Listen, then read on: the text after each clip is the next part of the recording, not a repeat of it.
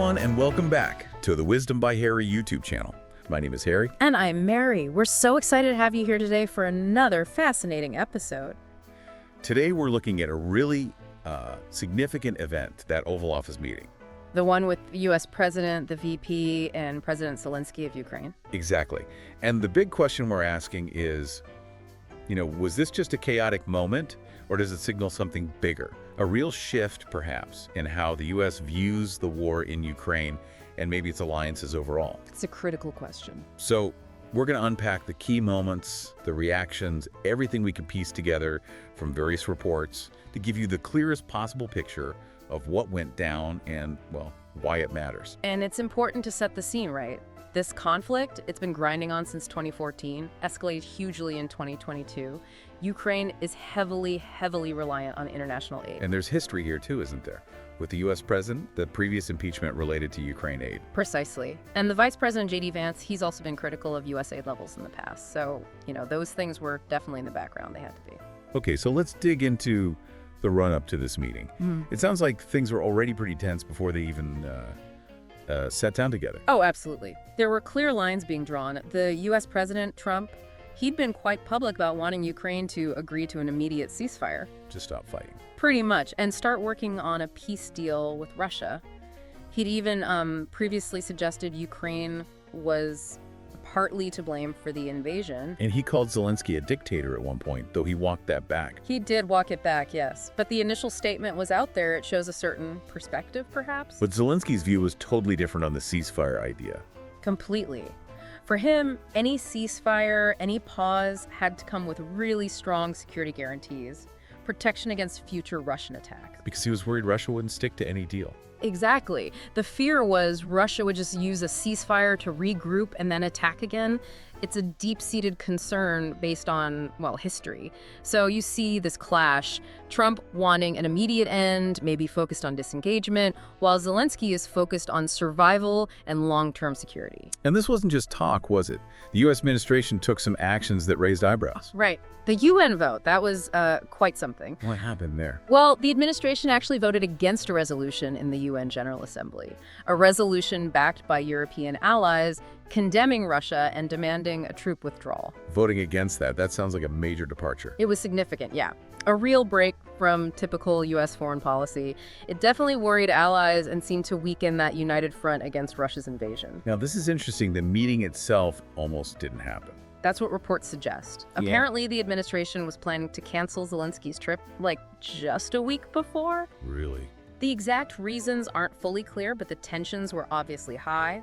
It reportedly took the French president, Macron, stepping in to persuade them to go ahead with it. Wow. So high-level intervention needed just to get them in the same city. It really underscores how fraught the situation was and how much international attention was focused on this. Okay, and then there was this whole thread about Ukraine's natural resources, its minerals. Yeah. That seemed important to the U.S. side. Yes, very much so. The U.S. was pushing for Ukraine to agree to share revenue from its raw minerals, like a formal agreement. And Zelensky was prepared to sign something. Reportedly, yes. He was planning to sign it during the visit. It's worth noting this wasn't totally new. Ukraine had apparently floated a similar idea to the previous administration. And they'd already done a deal with the UK, hadn't they? That's right. A big one. A 100-year minerals partnership with the UK. So this idea of leveraging resources wasn't out of the blue for Ukraine either. And Senator Lindsey Graham apparently gave Zelensky some advice on this. He did. Reports say Graham advised Zelensky to focus on getting that minerals agreement sorted first. Before talking about ceasefires or security. Exactly. Deal with the minerals, then talk about the other stuff later. It shows you where the priorities lay for, well, at least some influential figures in the U.S. Which brings us to the suits, or lack thereof. This seems like such a strange detail for such a high-stakes meeting. It really does. But apparently Trump's team specifically requested Zelensky wear a formal suit. Which he hasn't done publicly since the full-scale war started. He always wears the fatigues, the green outfits. Right. And he stuck to that, refused the suit request. And this, reportedly, offended President Trump. Seems trivial, but maybe it set a tone. It certainly seems to have foreshadowed the less than harmonious atmosphere that followed inside the Oval Office. Okay, let's get into the meeting itself. Oval Office. Live broadcast. The symbolism is huge. And the live broadcast just amplified everything, every word, every look. So Zelensky arrives, and Trump's first comment, reportedly, was something sarcastic about him being all dressed up today. Oof. Starting off on that note. Yeah, it immediately set a kind of confrontational or at least awkward tone. And then a reporter jumped on the clothing thing, too. Yes, during the press availability, a reporter known to be pro-Trump asked Zelensky directly why he wasn't wearing a suit, calling it disrespectful. How did Zelensky respond? His answer was quite direct. He said he'd wear one after the war is finished. A pretty powerful statement, really. Definitely puts it in perspective. But then Trump contradicted himself. Oh, yes. After that exchange, Trump then apparently turned to Zelensky and said he dressed beautifully and that he liked his clothing. Huh. Okay, mixed signals there. What about the actual substance? Was there one comment that really stood out? The reports highlight Trump describing Ukraine as destroyed. That word, destroyed, apparently deeply upset President Zelensky. I can imagine. It sounds quite dismissive of their fight, their resilience. Exactly, especially said publicly like that. It likely felt like it minimized the immense human costs in the ongoing struggle. And the overall feel of the meeting. Reports were pretty dramatic. They were. Terms like shouting match were used. Some sources called it a significant new low point in European-United States relations. It suggests things got really heated, well beyond normal diplomatic disagreement. And it ended quickly. Yeah. Without that minerals deal being signed. That's right. Zelensky left the White House, no minerals deal signed.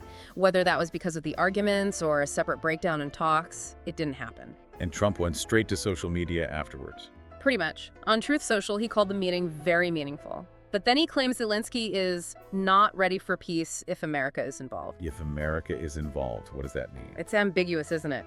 He also said Zelensky had overplayed his hand, and interestingly suggested Zelensky wants to come back right now, adding more drama. And Vice President Vance.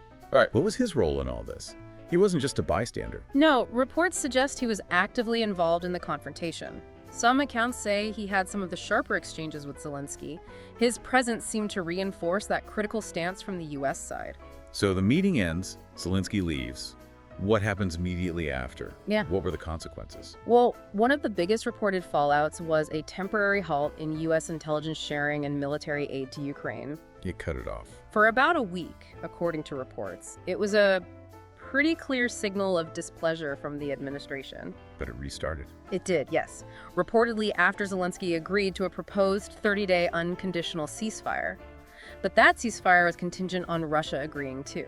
And did Russia agree? No, Russia rejected it. So the ceasefire never actually happened, but the aid apparently resumed after Zelensky's conditional agreement. How did the American public react to how the meeting went down? Quite divided, as you might expect. A YouGov poll shortly after found that just over half, 51%, felt Trump was disrespectful to Zelensky. But a sizable chunk, 32%, felt Zelensky was disrespectful to Trump. So mirroring the political divides. Pretty much. It shows how differently people viewed the same event, depending on their existing political leanings. And the media analysis was the general take. A lot of concern. Many outlets focused on how this could really undermine peace efforts, maybe even signal long-term wavering of U.S. support. Questions about reliability. Yes, and about alliances being devalued, prioritizing short-term U.S. interests, potentially fracturing that wartime partnership with Ukraine. Some even suggested the rhetoric aligned, maybe unintentionally, with Russian interests. And the vice president's role got attention too. Oh, definitely. Vance's part in the confrontation became a huge topic online. Lots of commentary, memes, much of it quite critical. It's striking how this one meeting just blew up and was seen through so many different, often opposing lenses. What about internationally? How did other countries' media see it? Widespread coverage, often critical. Ukrainian media, understandably, seized on that destroyed comment as a turning point. And elsewhere. UK papers called it a diplomatic disaster, sometimes singling out Vance. Canadian news compared it to tense Cold War moments like the kitchen debate. Spanish outlets expressed surprise, actually, given Trump had seemed to soften his tone slightly before the meeting. Any wider geopolitical takes? Yeah, Australian news looked at the implications for China-Russia ties and potentially as a wake-up call for Taiwan about relying on allies. And were there public reactions? Protests? Yes. We saw protests supporting Ukraine in major U.S. cities like New York, Boston, L.A. There were also specific protests against Vice President Vance in Vermont. And how is Zelensky received elsewhere? When he arrived in the UK shortly after this U.S. trip, he was apparently greeted with cheers and a strong show of public support. A real contrast. Interesting. How did things play out politically within Ukraine immediately after? Well, Zelensky's first public statement was actually thanking the U.S. for its support. Standard diplomacy, perhaps? Well, Later in an interview, he called the meeting a kind of spat, but also clearly stated he wanted to repair the relationship. And he remained interested in that minerals deal, showing its ongoing strategic importance for Kyiv. and his government backed him up. Yes, officials rallied around him, strongly repeating the need for those security guarantees before any deals. Back in the U.S., how did the political factions react? Predictably divided. Very much so.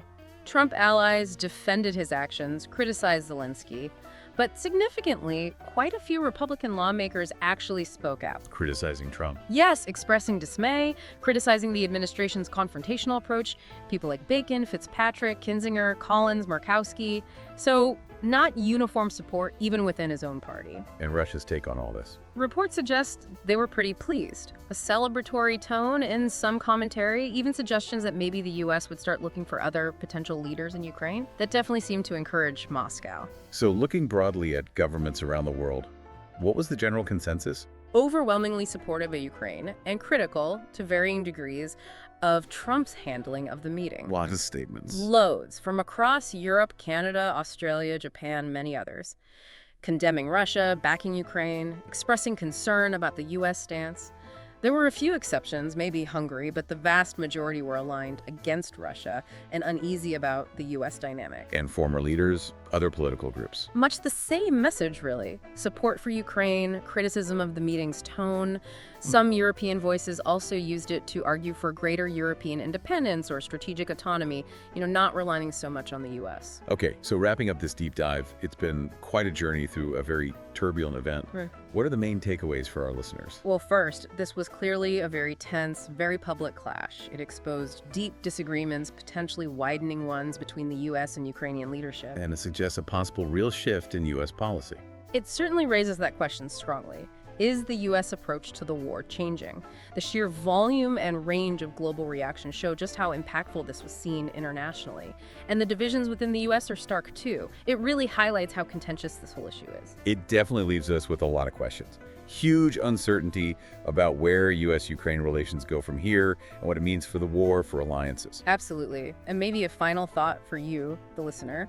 Considering how public this all was, this raw interaction broadcast live, and the huge global reaction, what does this episode tell us about international diplomacy today? How much is public perception and opinion shaping foreign policy in this very connected, very visible modern age?